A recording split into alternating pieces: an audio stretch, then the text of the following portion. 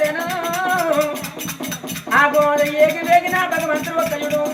కాపు తల్లి నీరవ్వ మేడకు ఏరవచ్చి తల్లికి దండం పెట్టేది ఉయ్యాలకు దండం పెట్టేది మరి కాపు తల్లి నీరవ్వ మిద్దెల్ల మేడల్లో ఏనాడు ఒక్కయుడు ఉయ్యాలకు దగ్గర పడతలేదు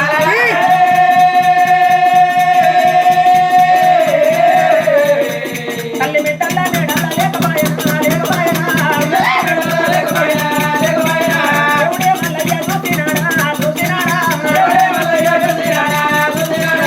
మరి మా తల్లి నీలవ్వ ఎటు వేయిందో ఆయన చూడు ఉయ్యాల మీద నీలవ్వ లేదు మా తల్లి నీలవ్వ అటువంటి ముచ్చటకేందో అచ్చటకేందో కాపుల వాడకేందో కర్ణాల వాడకు ఏందో ఏ వాడకి వెళ్ళిపోయిందో నీలవ్వ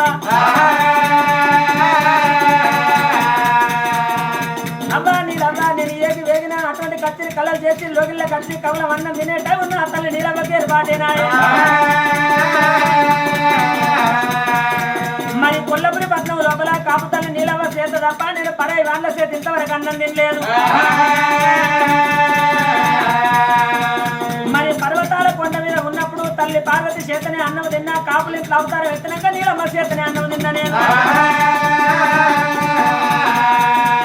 అబ్బా ఓ తల్లి నీలమ్మ ఏడిపోతున్నా ఏడిపోతున్నా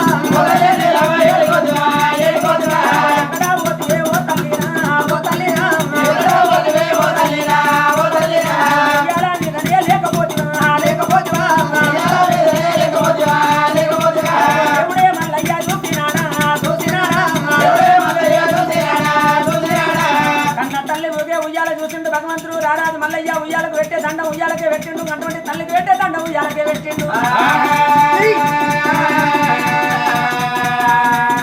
అయినా భగవంతుడు ఏమనుకున్నాడు అటువంటి ఏనాడు నా తల్లి నీలవ్వలేదు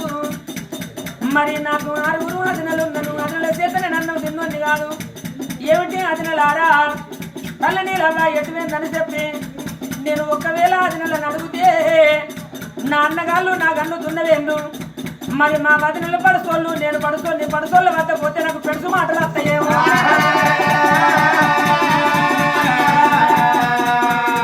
ఈ పూటకు నేను అన్నం తినకున్నా బాగా మంచిది అనుకున్నాడు అయినా భగవంతుడు ఒక్కడుతుంటే అర్చన అడుగులు ఎంతో మలుపుకొని ఆ ఏకి రంగా నేను రాజా కత్తిరి వద్దకు వెళ్ళిపోతాను అనుకున్నాడు రారాజు మల్లయ్య సకలి దేవుడు మల్లయ్య తల్లికి పెట్టే దండం తల్లికే పెట్టినట్టు ఉయ్యాలకే పెట్టిండు ఉయ్యాలకు పెట్టే దండం ఉయ్యాలకే పెట్టి వెనుకకు మారినాడా రాజు మల్లయ్య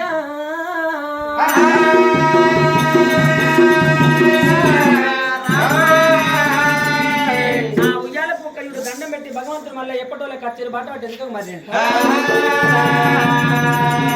వెనుకకు మరంగా ఏనాడు ఒక్కయుడు మేడల్లో ఉన్నాడు